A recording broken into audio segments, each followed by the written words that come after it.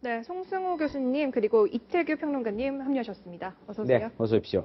네, 박상현 변호사님. 예. 일단 저희가 단독으로 녹취 파일을 입수해서 들려드렸는데 변호사님이 솔직히 보시기에 이게 협박성으로 들리십니까? 협박입니다. 예. 저는 이제 네. 역공을 한 것 같습니다.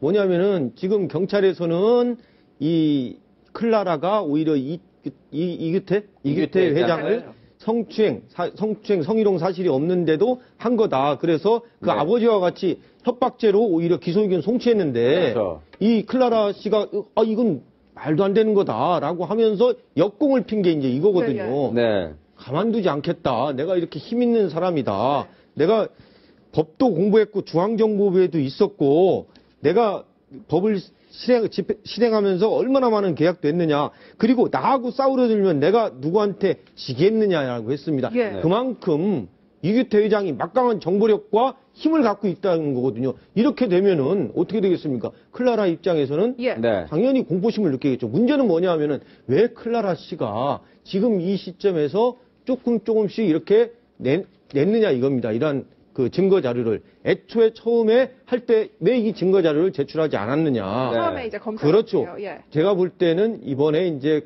검찰에 송치되면서 이 이규태 회장을 다시 이걸로 압박을 하면서 예. 처벌 불원 의사를 받을 목적으로 하지 않았을까 그런 생각이 듭니다. 이 뉘앙스를 자세히 한번 들어보셔야 될 것 같은데요. 그래서 저희가 이 영상, 이 녹취 파일을 다시 한번 준비를 했습니다. 분위기를 한번 봐주세요. 같이 보시죠. 어떤 사람은 내가 법을 공부한 사람이잖아. 내가 중앙정보부에 있었고 경찰한국에 있었고 내가 법을 하고 지금 하면서 얼마나 많은 계약도 하고 얼마나 많은 싸움하고 싸우고 여기까지 왔겠어. 그래서 내가 싸우지 들으면 내가 누구한테 지겠냐고. 네. 김 변호사님. 네. 이게 약간 싱크가 이제 통하다 보니까 아주 네. 명확하게 들리지는 않는데 일단 이분이 중앙정보부에 있었습니까? 아니, 중앙정보 있지 않았죠. 경찰 출신이죠. 예, 일단 여러 가지 네. 그런 면에서 보면 예. 상대방에서 어떠한 위협을 가하기 위해서 네. 뭐 거짓말을 한 것을 보여요. 아. 그 콜라라와 관련된 이번 사건을 보면서 네. 굉장히 이해가 안 되는 부분이 좀 많이 있고요. 그다음에 두 번째는 이게 가해자가 누구고 피해자가 누군가가 굉장히 혼란스러운 네. 측면이 있습니다. 네네. 그래서 일단 경찰에서는 클라라 측에서 성적 수치심으로 인해서 더 이상 계약을 유지할 수 없기 때문에 네. 계약을 해지하겠다. 그런데 만약에 이걸 받아주지 않으면 경찰에 신고하겠다. 그래서 이제 성적 수치심과 관련해서 일단 기소 의견 송치됐지 않습니까? 예. 그런데도 클라라 측에서 약간 시점 자체가 그 일산 공영 어떤 방사 네. 비리로 인해서 이규태 회장이 사실 터키 군수산업과 관련해서 한 500억 정도를 가로챈 혐의로 지금 구속돼 있잖아요. 지금 예. 방산비리로 구속돼 그렇죠. 있죠. 그래서 사실 이규태 회장이 굉장히 어려운 상태거든요. 네. 그런데 클라라 측도 저런 카드를 또 꺼냈거든요. 근데 내용 자체를 보면 사실 그 당시의 상황과 앞뒤를 좀 전체적으로 문맥을 살펴봐야지 예. 네. 이 협박이 될 수 있느냐 없느냐 그런 문제가 있는데 중간에 뭐 내가 쓸 돈을 너한테 안 쓰고 다른 데 쓰면 너를 망칠 수 있다. 네. 이런 내용은 또 어떻게 보면 협박이 될 가능성이 크죠. 그런데 실질적으로 이게 언론에서 굉장히 관심을 많이 갖고 있어서 그러는데 그 협박의 내용 자체를 보면 굉장히 구체적인 건 없습니다. 예. 클라라 네. 측에서는 경찰에 신고하겠다. 내가 너를 망칠 수 있다. 그 정도이기 때문에 구체적인 면이 좀 없어요. 그래서 법적으로는 시끄럽지만 실제로 처벌받는 수위는 그렇게 높지 않을 것이다. 그렇게 봅니다. 이렇게 제가 한 말씀 드릴게요. 그 클라라 씨가 왜 당초에 이런 내용을 다 공개를 안 하고 이제 와서 공개를 했느냐. 네. 그런 얘기도 있더라고요. 근데 저는 그 충분히 이해가 돼요. 왜 그러냐면 제가 한 2005년 때 그 현직 기자 시절에 네. 이기태 씨의 그 무기 관련 비리 이런 제보가 많이 들어왔어서 예. 아, 그랬군요. 취재를 했었어요. 네. 몇 개월 걸렸는데 결국 보도를 못했어요. 이기태 씨하고 전화 통화는 여러 번 했었는데 네. 네. 제가 그 교회도 가보고 뭐 이래 했었는데 만나지 못했죠. 네. 그래서 이기태 씨 주변 사항을 인맥관계를 보면은 클라라 씨의 행동이 충분히 이해가 돼요. 아, 그렇습니까? 이기태 씨 인맥은 그야말로 광범위해요. 예. 우리 상상을 초월해요. 네.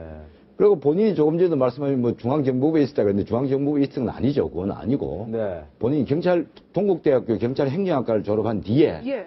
간부후생, 경찰 간부후생, 경위 네.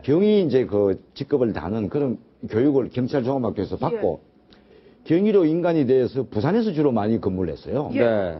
부산에 이제 마지막에 남부경찰서라는 데서 근무를 했었는데 그때 이제 금품 수수 사건에 관련이 돼가지고 불명예 퇴임을 했어요. 아, 옷을 그렇죠. 벗고 나왔어요. 예. 그 이후로 어.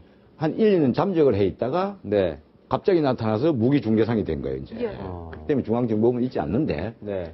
클라라 씨가 이제 소속이 돼 있었기 때문에 이규태 회장의 광범위한 인맥은 익히 알고 있었을 거예요. 네. 그리고 클라라 씨 아버지도 마찬가지로 이미 알고 있었을 거예요. 그래서 그럼, 예. 지금도 드러나는 게 아직까지 수사에서 아직까지 시작 단계이기 때문에 그런데 예.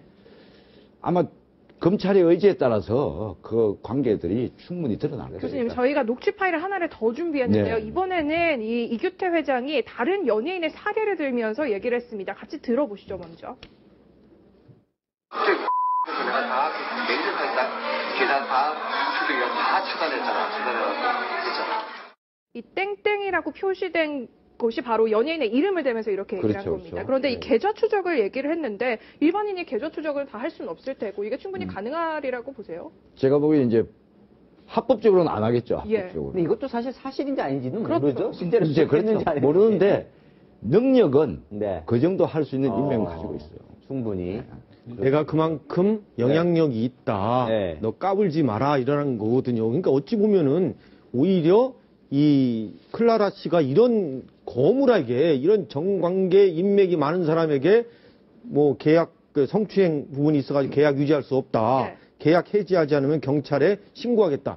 이 정도 해가지고 과연 이규태 회장이 공포심을 느꼈을까요? 저는 협박된다 하더라도 이게 미수고 오히려 이 지금 클라라 씨가 지금 지금 나온 게 오히려 클라라 씨가 더 공포심을 느끼지 않았을까 예. 그렇게 생각합니다. 알겠습니다.